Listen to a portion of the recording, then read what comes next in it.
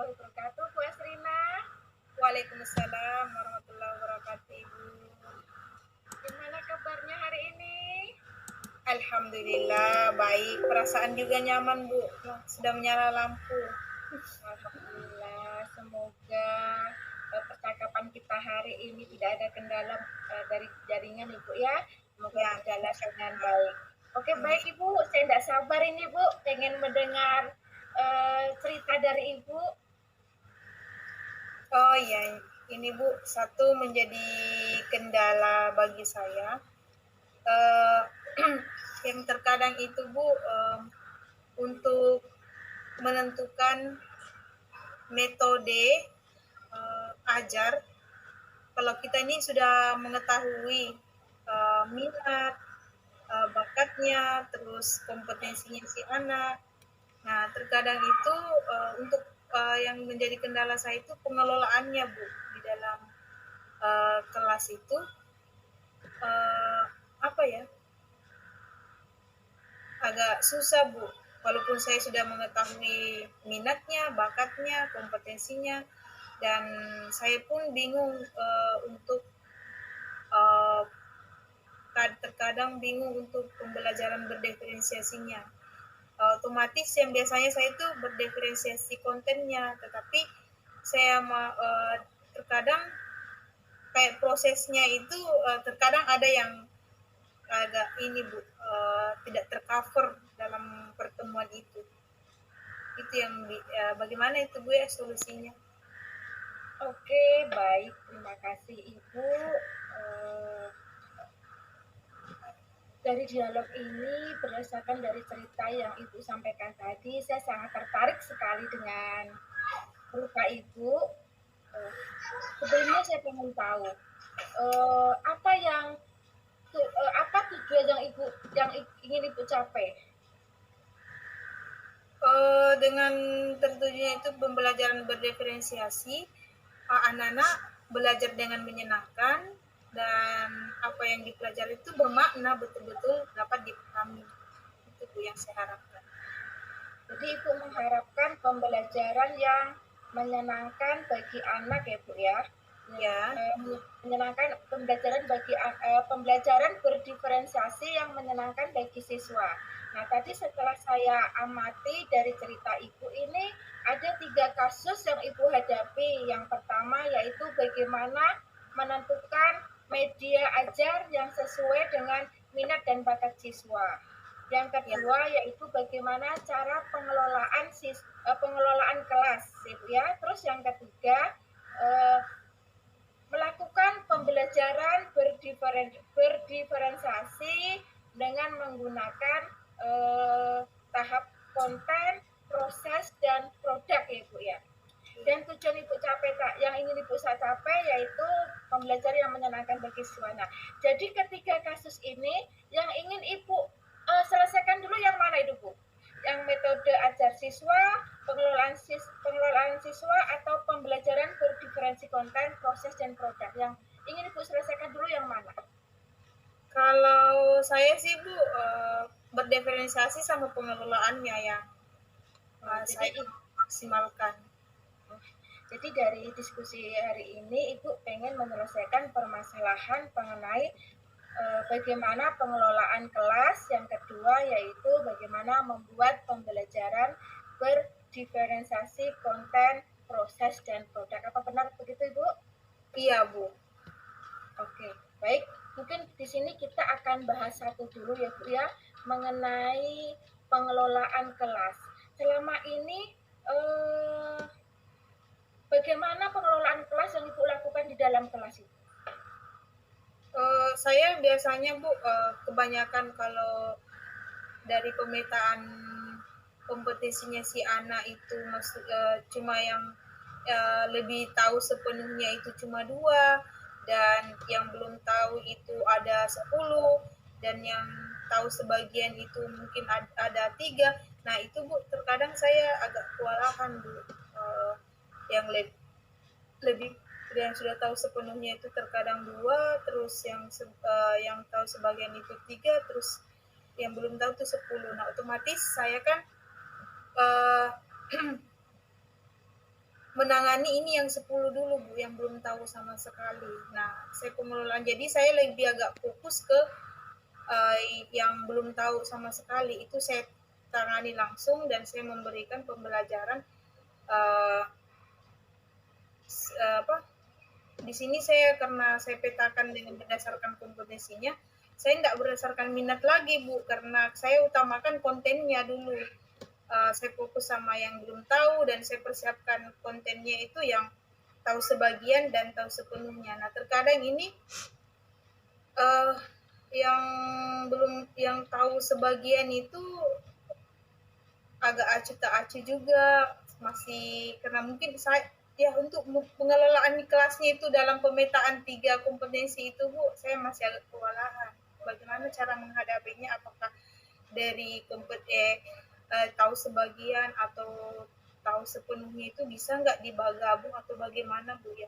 Itu saya supaya saya itu tidak usah dibagi sampai 3 kelompok gitu kalau bisa, atau bagaimana supaya saya tidak tuh kewalahan gitu Bu, apakah bisa?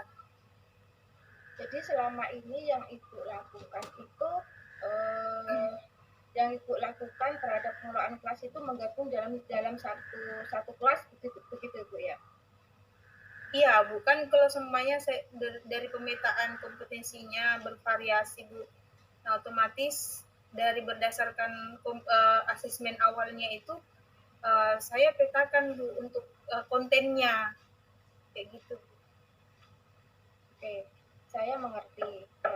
Jadi Ibu sudah melakukan pemetaan terhadap berdasarkan konten tadi ya Bu ya.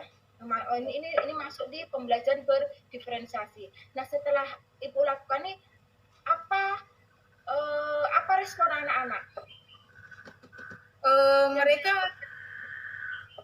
mereka tetap melaksanakan Bu, tapi namun terkadang kalau karena kurangnya pengawasan dari saya pribadi, akhirnya kayak tanggung jawabnya itu masih kurang Bu, dari yang apa, atau mungkin karena saya juga itu Bu, terlalu fokus yang belum tahu sepenuhnya, saya terlalu fokus di situ, akhirnya yang tahu sebagian, tahu sepenuhnya itu saya berikan ke tingkat kompetensi yang lebih tinggi, agak tanggung jawabnya mereka itu agak kurang. Kalau semuanya saya suruh tahap yang sebagian itu saya suruh memahami, akhirnya terkadang tanggung jawabnya itu masih kurang Bu, kayak mungkin kayak merangkum apa dari materi yang telah dia pelajari itu belum, hal-hal kecil Bu, tanggung jawabnya masih kurang.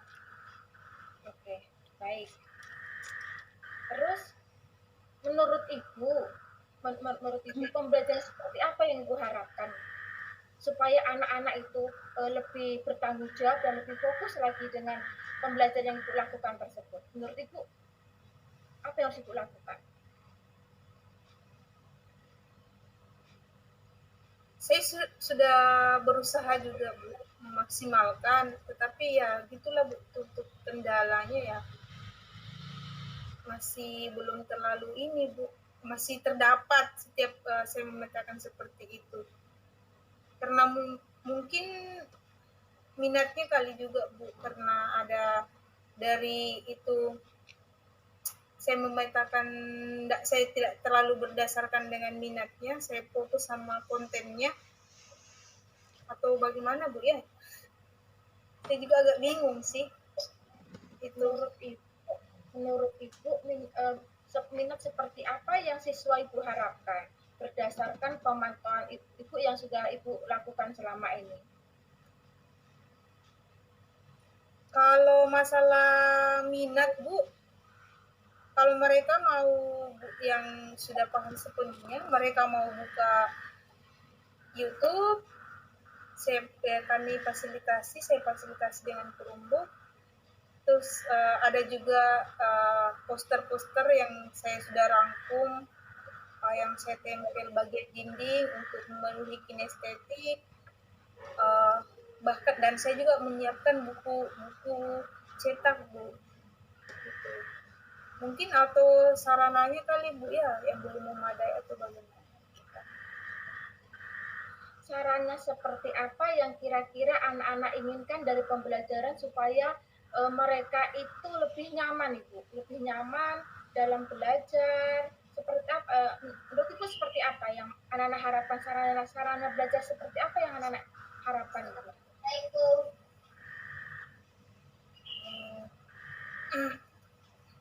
Kalau mereka tuh lebih sebenarnya sih lebih banyak kayak bermain Bu. Nah itu yang menjadi kendalanya kalau mereka kayak ingin difasilitasi dengan cara bermain, sementara saya ini agak lebih fokus pada yang belum tahu apa-apa gitu. Nah itu yang menjadi agak kendala bagi saya. Berarti anak-anak ingin bermain ya, belajar sambil bermain itu ya. Ya, tetapi Ibu lebih fokus ke anak-anak yang belum belajar tadi. Ya. Terus menurut Ibu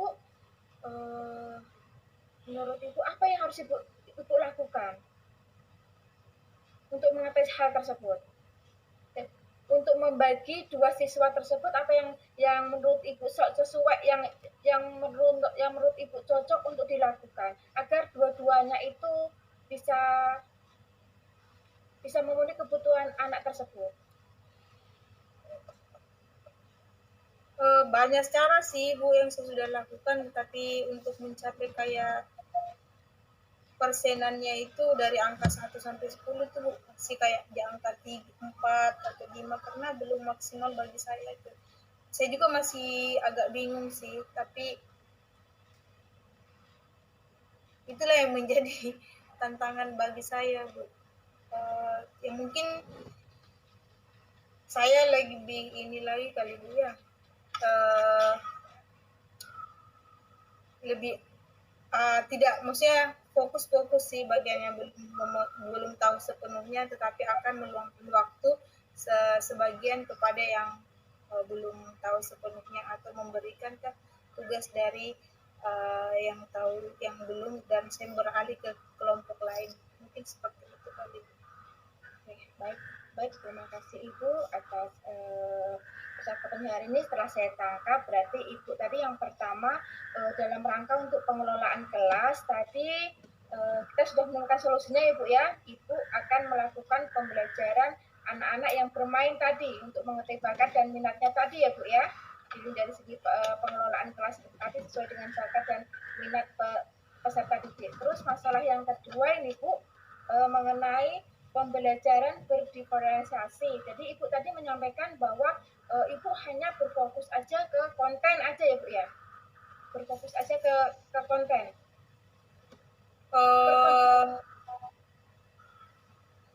Iya Bu, lebih agak fokus sama konten dan prosesnya Bu. Konten dan proses.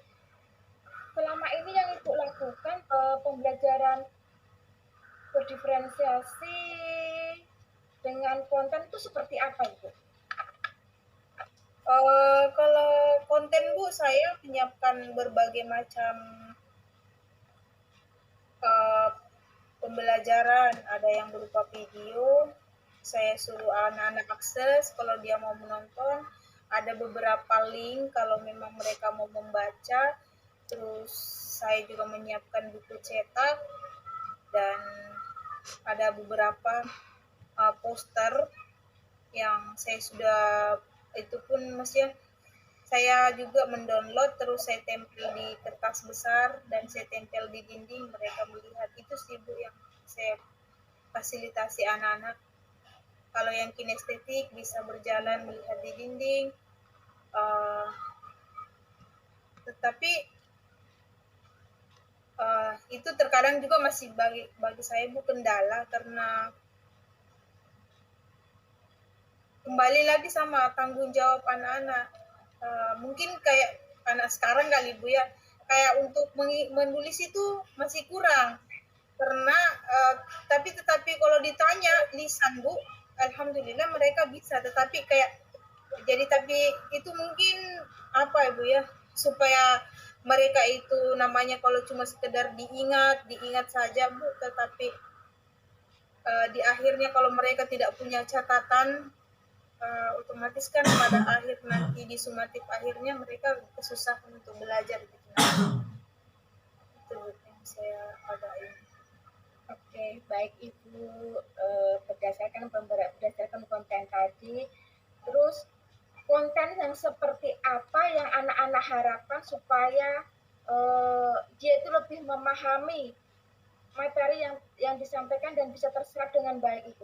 Konten seperti apa yang anak-anak harapkan yang seperti Ibu sampaikan bilangnya anak-anak ada yang tidak lebih paham seperti tidak hanya bisa mengingat aja, dia lebih paham dengan menulis gitu.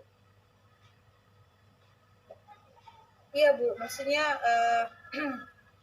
dari hasil belajarnya mereka itu belum terlalu kayak cuma sekedar lisan aja dari hasil belajar yang mereka sering berikan kepada saya Bu. Oh Bu, kayak seumpamanya kita membahas tentang Asmaul Husna, ini Bu Asmaul Husna tentang Al-Basir, Allah Maha melihat, tidak pernah, maksudnya Allah melihat sekecil apapun itu, mereka bisa memberikan contohnya, tetapi namun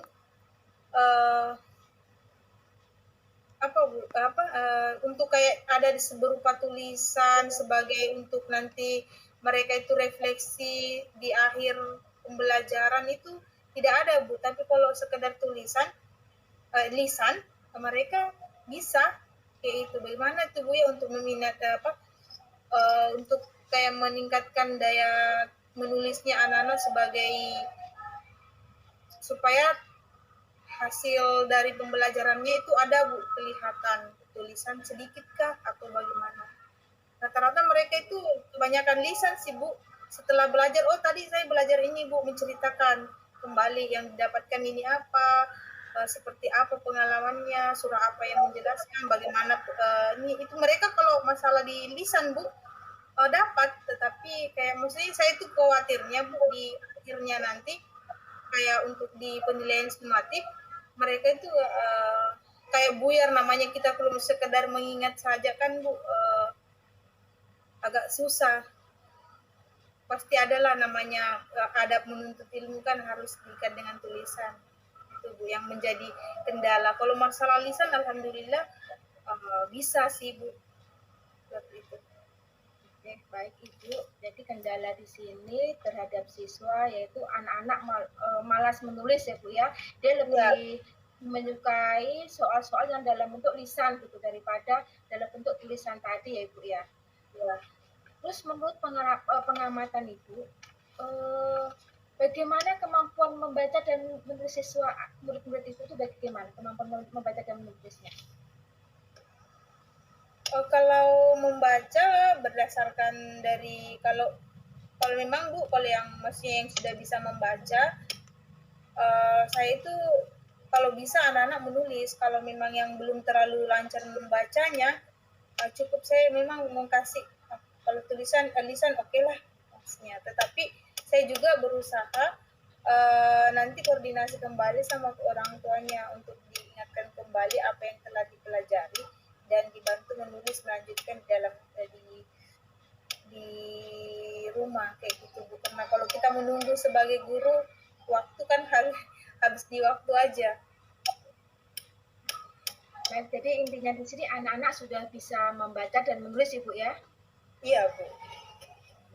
Anak-anak sudah bisa membaca dan menulis, tetapi dia kurang berminat aja. Apakah Ibu sudah melakukan metode-metode lain seperti supaya anak-anak tertarik menggunakan metode yang menurut Ibu cocok dan sesuai sehingga anak-anak itu membuat anak-anak tertarik?